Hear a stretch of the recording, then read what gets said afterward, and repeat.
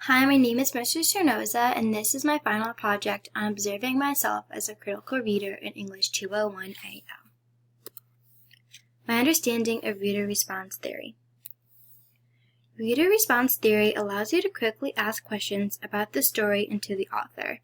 The ability to ask questions about the text made it easier to connect to the story because it made me pay more attention to the story, hoping that my questions would be answered by the end. The author's true intent and motivation interests me while I read, and I could ask questions about this by using the reader response theory. While reading Hills Like White Elephants by Ernest Hemingway, I was very interested in asking Hemingway if this story was based on a true account and how it related to him personally. Because the situation in the story was one that could happen in real life, I was curious to see if Hemingway went through this himself or if someone he knew went through it. Things I observed about my critical reading of Two Kinds by Amy Tan. Once I read Two Kinds by Amy Tan a second time, I could connect symbolism from the story to the theme of the story. I could understand the themes of the story by underlining and annotating sentences in the story that stood out to be important to me. A sentence that stood out to me was when the mother said on page 449, "Not the best, because you're not trying." Those lines stood out because it showed the relationship between mother and daughter. June's mom put a lot of pressure on June that eventually caused June to stop trying to please her mother and just please herself.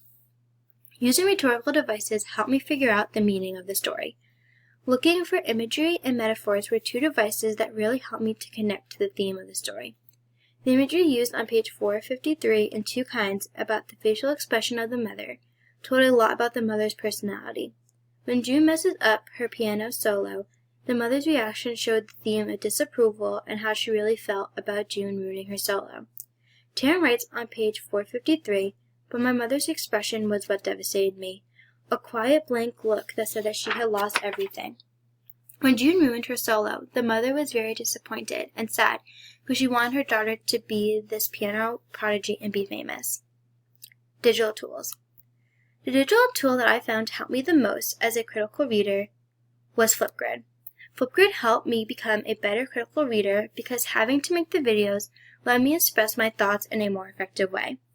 Creating the Flipgrids forced me to think on my toes and made my reactions more real and in the moment. Flipgrid also let me view videos from other students in my class, which helped provoke me to think of different interpretations about the story that I had not thought about before. I enjoyed being able to hear what the other classmates were thinking about the stories as well. Connections to other courses or life.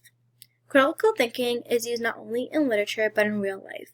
While reading, a critical thinker looks very close at the text and asks questions about what they are reading. The same goes for real life. When thinking critically about a problem in everyday situations, you have to look closely to be able to find the true meanings and conclusions. For example, last semester in my chemistry laboratory class, I had to really pay attention to the details and instructions of the experiments to prevent any accidents from occurring.